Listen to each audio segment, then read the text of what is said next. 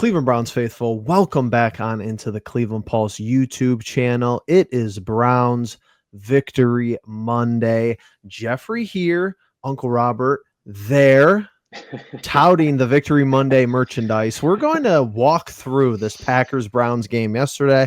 I know we did the post-game live after the contest yesterday, but we wanted to come on here, highlight some of the big plays, give our reactions to what we were seeing in real time yesterday, and hear from you guys as fans about how stoked and hyped up we are about this much-needed victory. Uncle, how are you doing? 24 hours to sleep on it. Opening thoughts here. Well, nephew, happy Monday. Great to see you once again. I have to tell you, this shirt is about 7 years old, and as you could see, sadly, it's not faded one bit. Sadly, it's not faded one bit. Listen, we've had 24 hours, 25 hours more to digest yesterday's victory. And we've heard the Browns media. We've heard from the players. We've heard from Stefanski. We've heard some of Schmidt's story, which a lot of us didn't know anything about. Correct. It was a win is a win. How we did it was in Cleveland Browns fashion. We really looked like crap for 56 and a half minutes, and then we somehow pulled it out. I did something a little different today. I was scouring the Green Bay Packers side of the ball. I was looking at your friend Mike Sofford, I think how you pronounce his name. I was looking at a lot of his socials and a lot of his articles, and I was interested to see what the Packers had to say and their fans had to say today. But back to us, Jeffrey, back to us. The national media, including the Pat McAfee show, they are taking notice of your Cleveland Brown defense.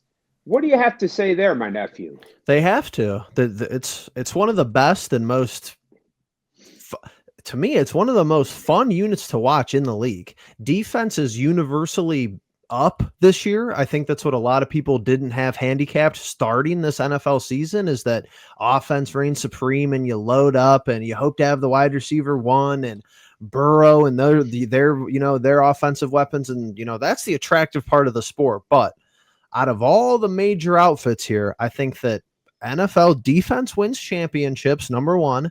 And two, in a year so far through almost 3 weeks here, usually the better defensive team has come out on top. Timely stops, timely takeaways, not doing anything stupid, not giving up a lot of big plays. We could probably go through the big plays here. You don't have these 60, 70-yard touchdowns anymore. Number one, the ball gets brought out too far on the kickoff. That's another thing I'm noticing too with the special teams redo and everything of that nature. A lot of these drives start on the 40, so you can't have 75-yard touchdowns anymore, number one. Number two, if you have a 25, 30-yard play, that's been a pretty big gain on offense for the majority of teams for the first 3 weeks. It's always going to reign supreme, an offense, a good offense going up against a good defense. You have to give the edge to the defense, especially at home. And that's what the Browns have been getting through 3 weeks. What you sent me a text earlier and I had no idea about how the offensive numbers are down this year. And it certainly makes sense because our fantasy numbers are down. And I understand you're going to hear guys say about injuries and Burrow, and you're going to hear Jaden Daniels didn't play yesterday. Well, that didn't matter. But this right here was, and you heard Stefanski today, you heard some of the players. That was, it's nauseating to say this, that was Cleveland Browns football this year. Now, let's hope that we're going to see a little better offensive performance going forward from Joe and the boys. I mean, we could pick that offense apart, but I believe that what we saw the most. Here's the thing: turnovers. That defense has to create turnovers. Yes. It did that. We know it gets stops. That Green Bay offense it is legit. So we got our turnovers. Special teams, finally, we've been on Bubba Ventrone's ass on this show for a long time. Finally, the special teams came alive. To me, and it should be, you're hearing a little bit about it, but Quinshawn Judkins, and I know Kevin was excited. He gave him a game ball. He gave 10 game balls yesterday, but the brightest spot out of them all, because Judkins getting that football in what you got, the Packers are an excellent defense.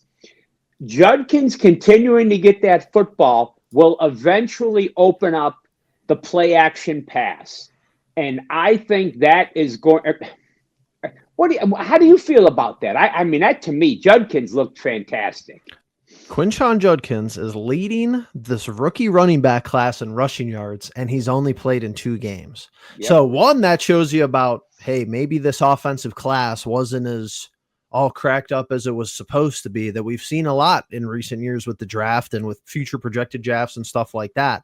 But hey, there was a lot of highly touted running backs in this class. A lot of people got on this Browns front office for taking a Judkins over a Travion Henderson.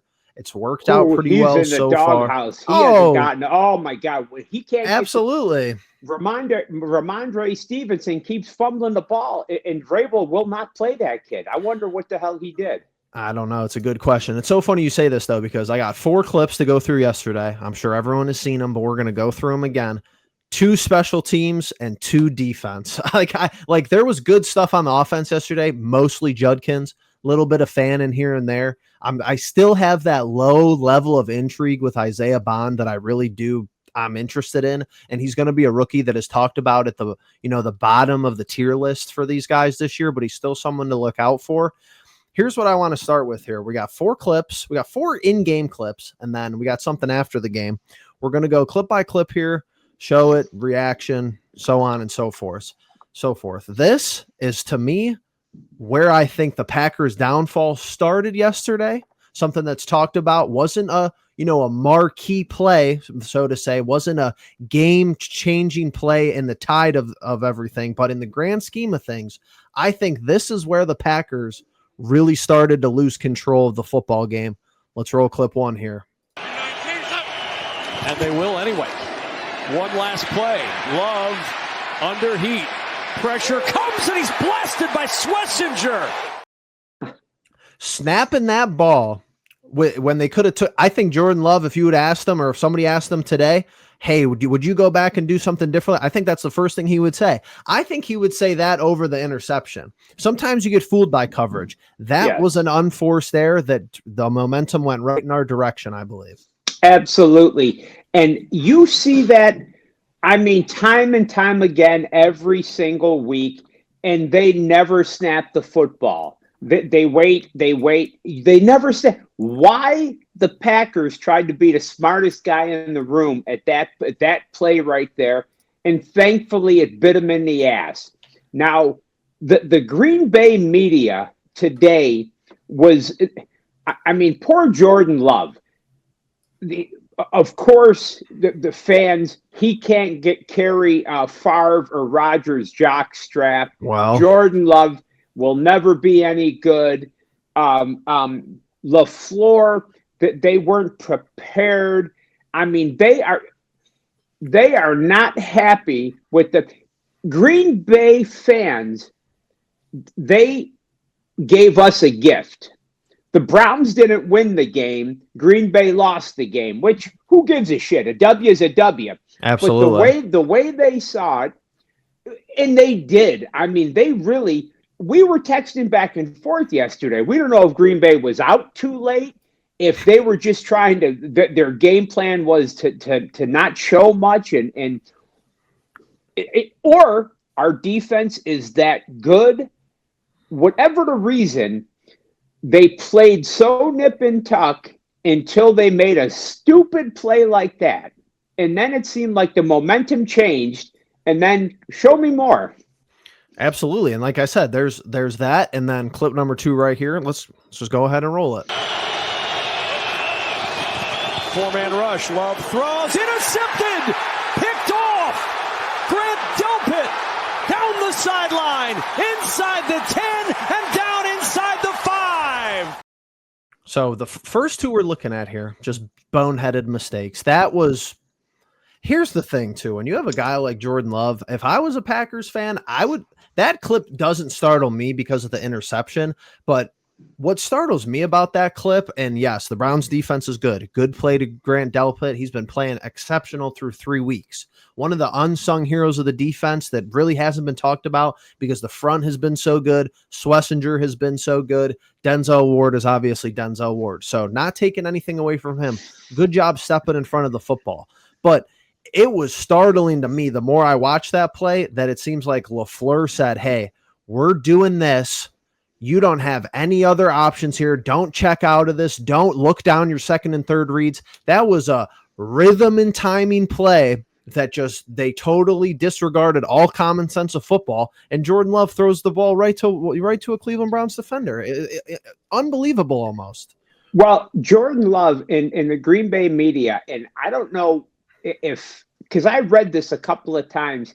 He stated that Grant Delpit basically went the wrong, and I haven't broke it down, but he said Grant Delpit broke off his man. He did. Okay, so did Grant Delpit break off his man? Because he kind of insinuated the way he sounded on this clip. Was it busted coverage and Grant Delpit got lucky, or did he just because the way Love came across on this Green Bay press conference thing today I was watching, it kind of sounded like maybe Delpit guessed, or maybe Delpit would have got burned if it went the other way. Whatever it was lucky. But I agree with you. Why at that situation, why didn't you run the bootleg, which worked all? He could have ran the bootleg for 30 yards. Or why don't you do anything else there? They're just anything else. That and you'll never know. Delpit will tell you, oh yeah, I did this and played the ball well. And Jordan Love's gonna, whatever. Jordan Love don't have really any skin in the game. We're not seeing them again all year, whatever it may be. But to me, for 5 years, right? As a recreational amateur football watcher, to me, that seemed like Delpit did come off of his man, but he was just reading the eyes. I don't think it was busted coverage. I think Grant Delpit saw Jordan Love locked in on this receiver the whole way and just jumped in front of the route because, yes, it is kind of an awkward interception when you look at it. And the more I watch that clip, Uncle, it's so funny because he falls over and he gets back up. And I remember thinking to myself while that play was developing yesterday, this offense has been so bad, he might have to run that interception all the way back in. That's what I was thinking when I was watching the play. Absolutely. We're all stunned. Like, how the hell is this happening? How is this happening? Okay, let me see the next clip. Okay, so there might be some debate within the locker room because the stat sheet, they attribute the block to the defensive lineman, but Denzel Ward said he got a fingertip on it. It doesn't matter at the end of the day, but here we go with the block field goal. The right hash, Daniel Whelan the hold. The kick is blocked. It is blocked. The Browns get the swat.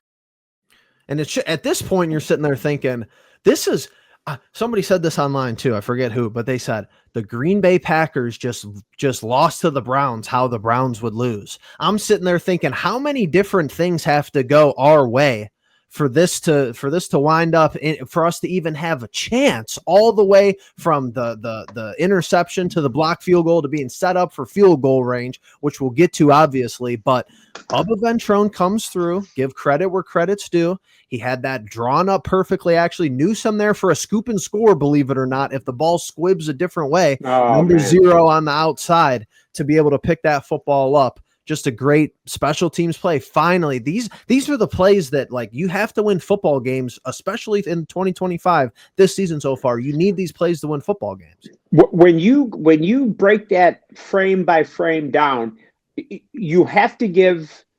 I think Denzel has to get some sort of credit because he was flying through the air. I mean, if his hand wasn't on the ball, I know they said Shelby Harris blocked it, Yes. but I mean that was because my initial thought was it was Denzel coming around the end. Because I mean, we just saw him flying. I mean, literally flying through full extension. He looked full like extension. he looked like a second baseman trying to get the ball in between first and second in the gap. And I was like, "Holy Mother of Jesus, what have we just seen here?" So we're all stunned here because 10-0 really could be 40-0 with this team. You know what I'm saying? So we're stunned. So carry on. Okay, and then here we go. The piece de resistance game winner, 55 yards, career personal long for Andre Smith. Good snap. Good hold. The kick is on the way. The kick is good. And here's the thing too, because this is obviously the big talking point. Smith loses you the game week 1, and then he wins you the game in week 3. I think it's so interesting, especially what the future of the Cleveland Browns holds, because if you're not a proponent, however you feel about the new stadium, this is the dynamic of playing AFC North football. You can, if this game, and it's not, it shoulda, coulda, woulda, whatever it may be, hypotheticals, this, that, and the other. We all know what happened. Win column for the Browns, but this game is different in December in Cleveland, in November, in later into the season. You can't kick 55-yard field goals when it's not 80 degrees and sunny at Huntington Bank Field. No, absolutely not.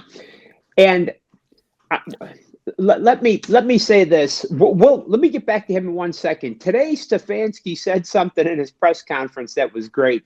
He said a lot of teams will be using their last drive for training purposes this week, because it really was a masterclass. As much as we've all been on Joe Flacco's ass, and the center, the wide receiver that caught the pass, to know to get that ball handed to the side judge. So they get it to the center, so the umpire could touch it, so he could snap it. I mean, there's a procedure that has to happen before it could be snapped. And for that to happen, they were saying on ESPN or whatever I was listening to, that it's normally they give 15 seconds. We did it. We had 3 seconds to spare. And that was truly a master class. So that right there, yes, you give Flacco credit, but for the love of Jesus, you got to give coaching credit there, because that was a master class right there. Thankfully, everybody did their job. Now, this kid here, he did. Yes, we got lucky. It was 80 degrees. It wasn't raining. It wasn't windy. He hit the field goal. Cade York did this. He hit a 57, 55, 58-yarder his rookie year, and we thought Cade York was Phil Dawson. We thought he was Jan Stenerud. We thought he was Matt Barr, and then Cade York wasn't worth a shit. So let's temper everything, okay? Of course. This is fantastic. The kid's doing his job. If we look around the league, these guys, my nephew, are hitting these. I don't even want to talk about Brandon Aubrey. That guy's kicking the ball. I mean, his legs got to be on steroids. But he's not the only one hitting 50-yard field goals on the regular. So we are happy to hit extra points. He's doing his job, and let's just applaud him for that. Let's not sign him to a 5-year, $15 million extension yet. And it's so funny too, because the NFL is just so interesting. For a sport that's so old and that there's so many data points for in a modern era, the strategy of everything, the way it morphs so quickly and the way they kind of tinker and change the rules it's so intriguing to watch and be a fan of from year to year. Just think about it, okay, what's been the going thing of baseball for as long as you can remember?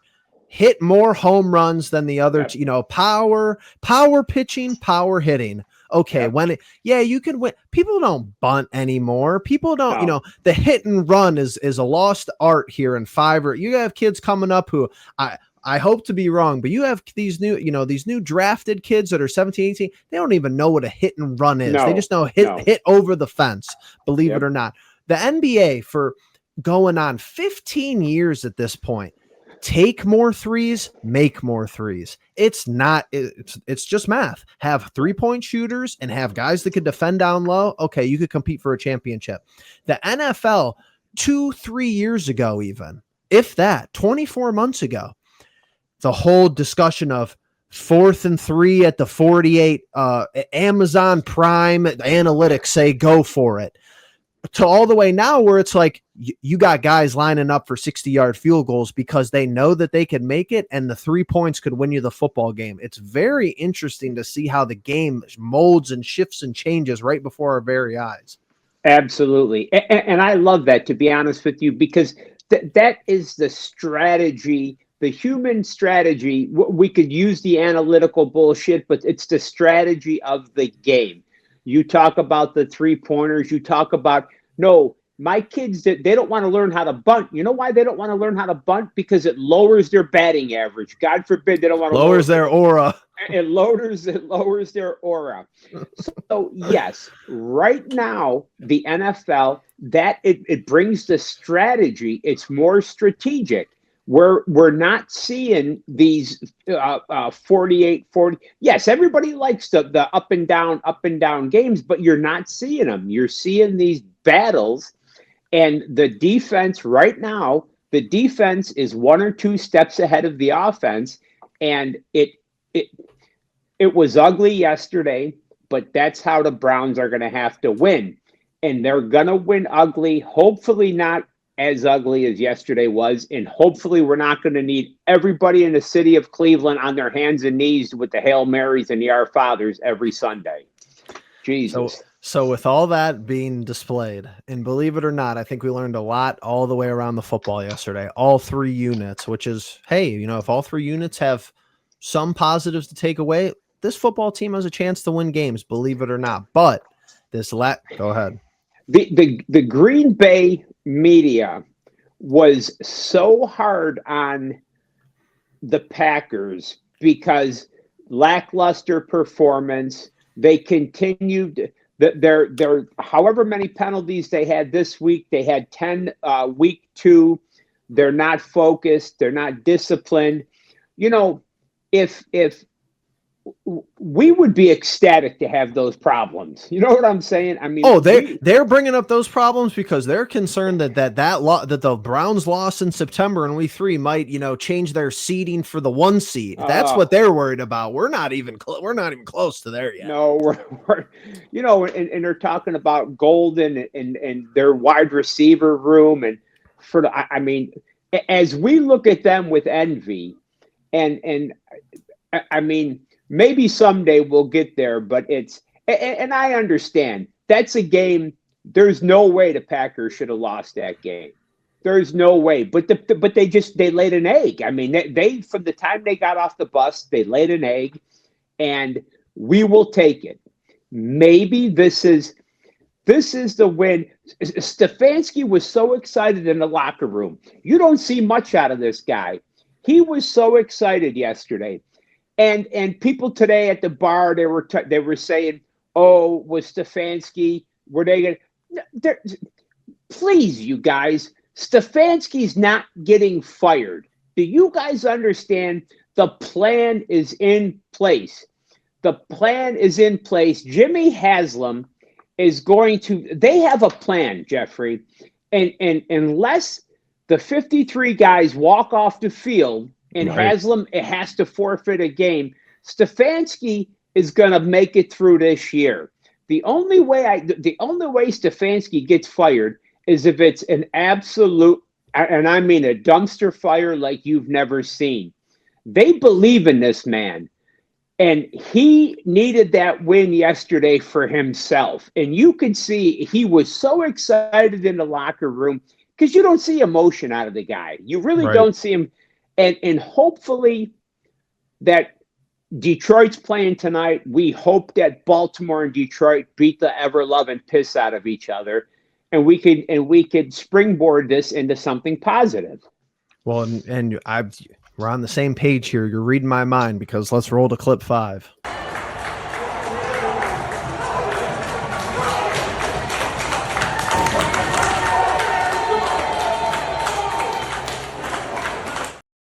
I mean, the investigative journalism there. Whoever got that clip and had their phone rolling, I don't. And this is tough, because I'd have to go back and look. You have the 2020 playoff berth and playoff victory. Might I add? You have the 2023 playoff berth.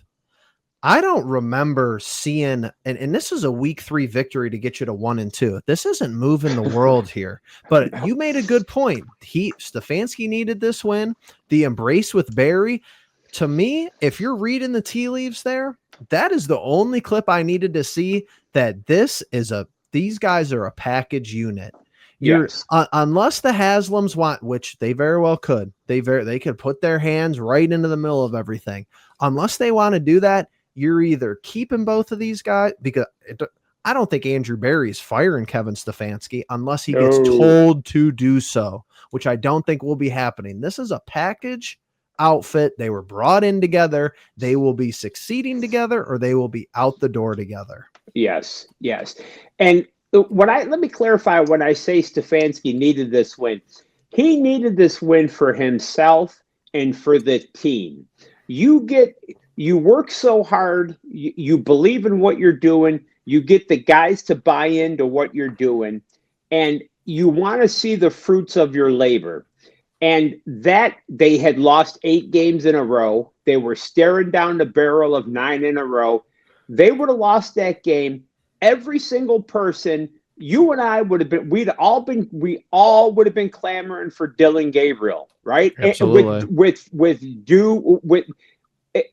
And it would make sense, but he would still stick with Flacco. And I said to you yesterday, we were texting, he is so stubborn, running the ball. And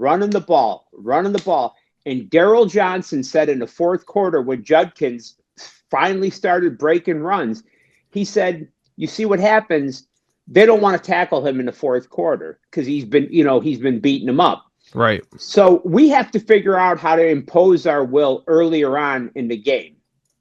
Now, what about this? And I heard this, you sent it to me and somebody else sent it to me today. This wild theory that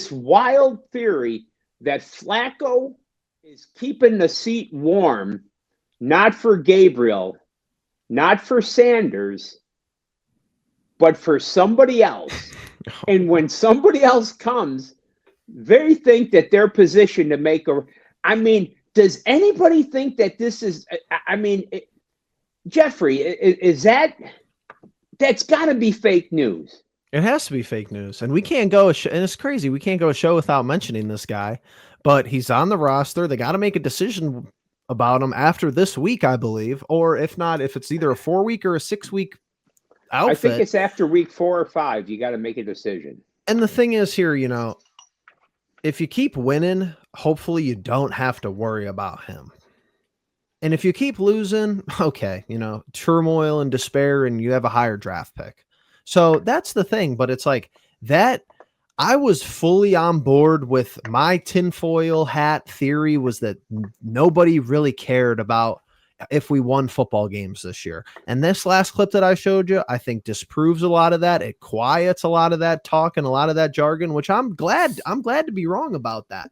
I don't know if the Haslams are sitting up there, Jimmy will come into the locker room and put on a good show. I don't know if the Haslams are, heartbroken after losses like me and you are, but he'll be happy because people are going to buy tickets as long as we don't totally shit the bed. True. They're going to buy tickets for the Dolphins game if we're not 1 whatever, because our next home game is the Dolphins. Now, could you imagine the Dolphins in late October if we're 1 whatever, and the Dolphins, if Mike McDaniel is still wearing his capri pants and they're all, if he's still there. You could have that guy for a head coach. I mean, people don't understand. People talk to for years. People have talked about Stefanski like he's like a bottom 5 coach, and he's never been that. He was not even that last year, and they were 3-14 in my opinion. All right, we're getting close to the end here. I got 2 stats I want to read you, and then I want to get your instant reaction to both. Stat number 1. I think you'll be pleased to hear this. I can't wait to hear what you have to say.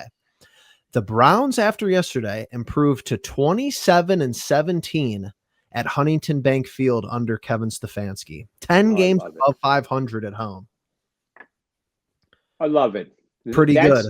That's what you got to win at home, and that's how you start. That's how you build it. You've got to take care of the home field. That's fantastic. I had no idea. That's great. Me neither. And how about this? And this is a little bit cautious because, you know, they throw stats around here, but if it's on someone's radar, it's noteworthy to me because this is a correlation doesn't exactly equal causation type of scenario. It's just interesting. The Browns recorded a season high 5 sacks yesterday. Since 2020, the Browns are 15-4 when recording at least 4 sacks in a game. Wow.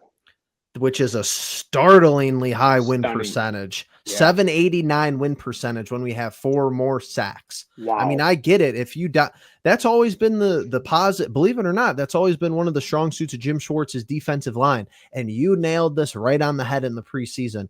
You never have seen a defensive line like this in Cleveland. You had a little bit, you had the fakeness of it with Jadeveon Clowney would play a couple plays a year, and Obo Okoronkwo was the same way. He'd give you 2 or 3 flash plays in a season. Mason Graham looks like a home run so far, knock on wood. Isaiah McGuire is playing at a high level. Alex Wright is a contributor. Right. Malik Collins. People don't even talk about Malik Collins. He has a couple of sacks already as well. Just that, and Mike Hall is hurt. Believe that. We haven't seen. I can't wait to see him on the field. So far, Miles has stayed engaged, which is huge. We have not lost Miles. He has stayed engaged. Real quick. We haven't touched on this. They're going to have to make a move. DeJuan Jones, done for the year. Full out for the season, correct. Now listen, if you watch the pressers and you listen to Stefanski, it is hard, Jeffrey, to find Kevin Stefanski to say something good about DeJuan Jones. I think we are going to be better off without poor DeJuan the rest of the year. Now, obviously, they're not going to go out and make a trade for the top tackles in the league, but they're going to have to scour the waiver wire, or maybe they'll take someone off a practice squad. But they're going to have to. They're getting thin on the offensive line. Oh, the other guy with the gun and the ski mask standing next to Deshaun Watson, Jack Conklin. He may not play. Who knows when he'll be back? So he should be back this week. He won't. Oh, come on. The elbow in the eye. I know. They lie. They're lying about the injury report. But here's the thing with that. He was on. Walk. Well, he's hobbling. He's a Hall of Famer, though, Joe. But not everyone's Hall of Famers. Now, wouldn't you be embarrassed if your elbow's sore and you got and put an eye patch in, you son of a bitch? Joe Bitonio cannot walk, and he's out there playing. And oh, my eye. What do you mean your eye? Definition of gun in a ski mask. Look it up. But it's like, man, we're slowly divulging into this. Like, hey, you're going to need 5 new. You might have 5 new offensive linemen. I've been saying next year. I thought we could. It might be before the bye week. You might need 5 new offensive linemen. If Teller ain't exactly. Especially if we have Luke Whippler going out for Luke Whippler gets hurt on a 2-yard slant in a 1st and goal package. Luckily, what the heck we is came out this? That would have been. But it's like Conklin hurt, DeJuan Jones injury prone. Posich had a bad injury last year. I believe he missed the whole season, if I am correct. Like you have like Leviston and what's his face, Cornelius Lucas, like got some footing yesterday. I can't tell if they're competent enough in the run game, or if Judkins is really that good, like I would love to see Judkins behind one of like the premier offensive lines in the league, because I feel like the kid is a star already and he has all of his yards after contact. But it's like, if you could keep having these 80, 90-yard rushing games from him, you're right. Like you said earlier in the show, it's going to open up the rest of the offense. You give Flacco a little bit more time, play action. Kevin Stefanski wants to do it. Scheme guys open in the middle of the field. If Flacco could keep his eyes downfield and have a couple of 20 to 30-yard passes, we will be scoring in droves, believe it or not. Yep. And the injuries, listen, the injuries are piling up for everybody. And this is where, like we said in the preseason, you got to have depth. The good teams have depth. And listen, that Leviston and Lucas, if I'm not mistaken, both of those guys are veterans and they've got starts under their belt. They do. And I think once they mesh, once they get some time in the offensive line, I think you'll see improvement. Let them practice with the first team. I think you're going to see some improvement there. I hope. All right, Uncle, wrapping up here. We got the Lions next week, we're coming off a 13-10 victory, 1-2, played good enough, believe it or not, to be 2-1. We're not going to bring up old wounds once again, but we got the Lions next week. We have a very intriguing Monday Night Football matchup between the Ravens and the Lions tonight that I'll be locked in on here. Make sure I could see what's going on here, see if these two teams beat up on each other. Final thoughts here before we send off this Green Bay game. Well, let's hope we could parlay the good that happened yesterday and take it up to Detroit on Sunday. We're all going to be locked in tonight. For once, we're going to be a Ravens fan and hope that the Ravens beat the hell out of them. Jared Goff doesn't do good outside. Let's see what we're going to watch this game. Detroit is going to want to push the ball. We know what Detroit does. I think we're going to be able to run the football on the Lions. I think you could see a big day out of this Browns rushing attack, and I believe you'll see more points. So we'll break that down later in the week, but it's a good victory Monday. We'll take it any way we could get it. Anyway, believe me, by hook or crook, we'll take it any way we can get it. All right. If you're still here, appreciate you guys watching along. Appreciate all the support recently. Make sure you're hitting that like button, comment down below, share with 3 of your friends who are Browns fans as well. And we appreciate you being the pulse of it all. Peace.